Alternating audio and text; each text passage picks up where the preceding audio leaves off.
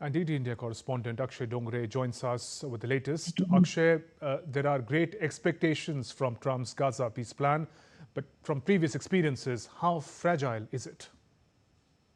Well, this time, Shubhendu, it seems different because we have Donald Trump uh, acting perhaps in a rare time as actually a mediator as far as two warring factions are concerned. That has taken a turn towards peace. And now it's not just that Hamas has only accepted Trump's offer. That is the big breakthrough, but also Donald Trump has tried to create a sort of a balance as far as conversation is concerned. Because in the recent days, we have seen that even after Donald Trump asking for the release of hostages and giving a deadline to Hamas to release the hostages, the operations, especially by the IDF, the Israeli Defense Forces, continued in Gaza. The bombing has been continuing, and other operations as well in many aspects. And Donald Trump has this time warned the Israeli Defense Forces as well that they have to stop a bombing of Gaza,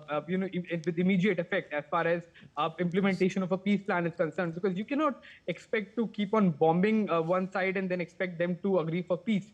So that was quite mature of Donald Trump as far as diplomacy is concerned. He has taken a middle ground here, and it seems that that perhaps is the reason why Hamas also got confidence to come to terms with this peace plan.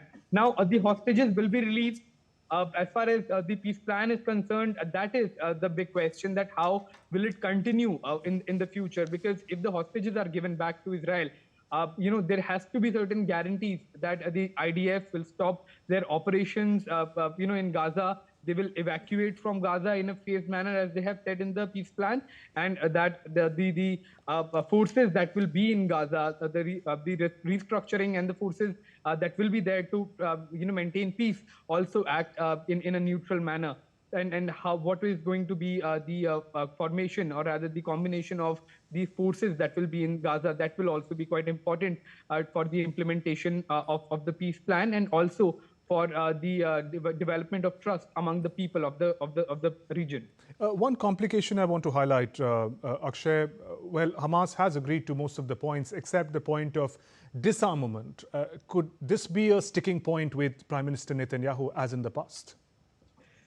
Well, as far as disarmament is concerned, yes, it is a sticking point. You have rightly highlighted this point, and it remains to be seen that how Trump is going to negotiate with this sticking point, because Trump wants a peace plan, or rather a ceasefire, implemented as soon as possible. We have seen the ambitions of the US president. He has been actively calling for a Nobel Peace Prize, claiming that he has stopped X number of wars, many a times taking, credit for the wars that he has stopped as well.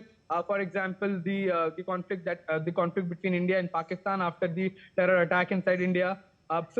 There have been the world has seen this statement coming in from Donald Trump again and again, that he needs a Nobel Prize. So it seems that perhaps this Nobel Prize will be utilized for good, and there will be certain concessions made to Hamas as well. But it remains to be seen that how this problem is going to be solved, because if Hamas remains armed, and there are these forces on the ground, what is going to be the equation? How will they function? Right. That is going to be a rather complicated issue, which nobody has an answer to yet. That how the countries are going to move forward. But we are hoping that this sticking point will be left to be solved later, and the peace plan will continue as a timeline has been given for a few weeks. And meanwhile, India continues to support for peace in Gaza, along with the two-state solution for long-term resolution of the conflict.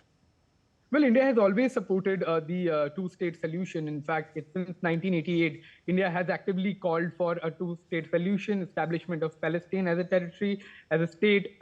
In United Nations as well. Recently, in the United Nations, our diplomats there clearly said that India is standing with the Palestinian cause. India is standing with our Palestinian brothers and sisters. On the other hand, India has strengthened its ties with Israel as well. So India, for the benefit of from the point of view of India, a peace plan implementation is quite important in the region, because as the region gets disturbed, the world gets disturbed, and that's perhaps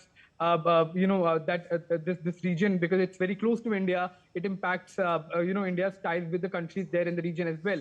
So India has been vehemently calling for dialogue and diplomacy since the very beginning, and it seems that the call that Prime Minister Narendra Modi made earlier is the real solution that is now being implemented on the ground.